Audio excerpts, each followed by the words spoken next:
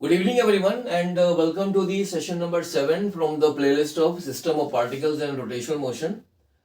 The topic is the momentum of a system of particles, and this session is in continuation of the session number 4, in which we have studied about the motion of center of mass of a system of particles. So, in the session number 4, we have seen that the position vector of the center of mass of a system of particles is equal to the vector sum of the position vector and the mass of each and every particle which is comprising that system of particles. So from this relation we can see that, or we can write, R into M will be equal to the vector sum of the position vector and the mass of each and every particle which is making that system of particles. So if and here what R is, what this is the, I have written this R, which is the position vector of the center of mass of this of a system of particle, and this is equal to xi plus yj plus zk in the vector form. Here x, y and z are the coordinates of the center of mass of a system of particles with reference to the Cartesian frame of reference. And here Rn is what? This is the position vector of the nth particle which is a part of this system of particles, and this is equal to xni plus yn plus j plus znk. Now here I, j and k are the unit vector along the x, y and z axis respectively, and here xn, yn and zn are the coordinates of the position vector, or you can say the coordinates of the particle which is a part of the system of particle with reference to the this Cartesian frame of reference.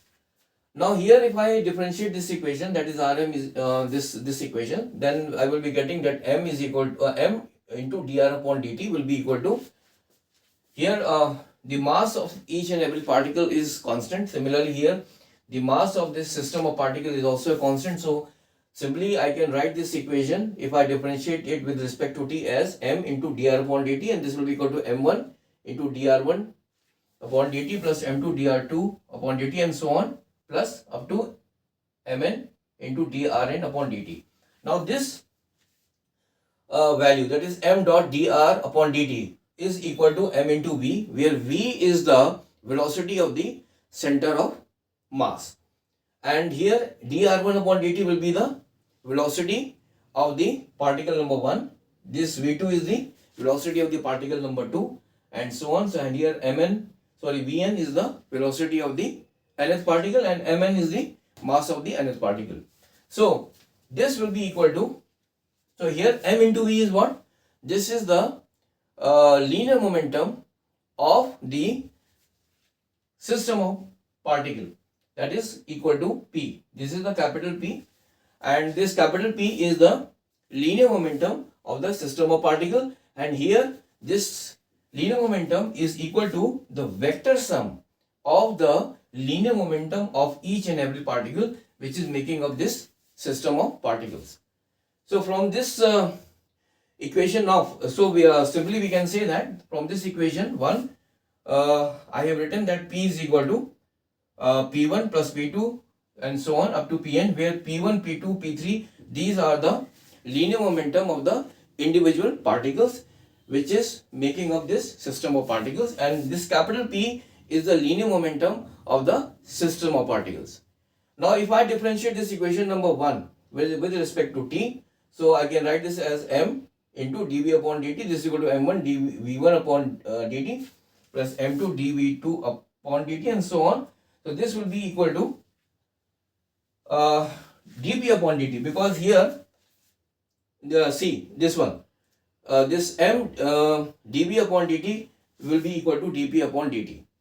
So here m1 dv1 upon dt is equal to m1 a1, and there this m2 dv2 upon dt is equal to m2 a2 and so on. So we can write this equation as m dv upon dt this is equal to m1 dv1 upon dt plus m2 dv2 upon dt and so on. Then this will be equal to dp upon dt.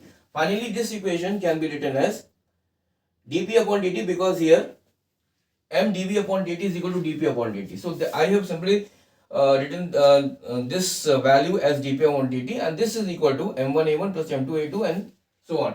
Now m1a1 is the force on the particle 1, and this f2 is the means force which on the particle number 2 and so on. So or we can say that this dp upon dt is equal to the vector sum of the forces acting on each and every particle which is making up this system of particles, or we can simply say that the rate of change of momentum, that is dp about dt, this is the rate of change of momentum. This will be equal to the net force which is acting on that system of particle, or this equation is basically the Newton's second law of motion.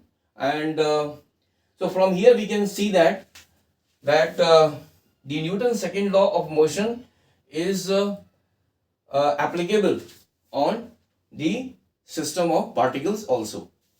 So in the next session, now I will be taking up the topic of angular velocity and angular acceleration, and how this angular velocity is used in the topic of rotational motion. So thank you very much for joining this session. In the session number 8, we will be also discussing about the relationship, or you can say the relationship between the angular velocity, angular acceleration, and how these parameters are used up in the topic of rotational motion. So thank you very much for joining this session again. Have a nice day. Bye.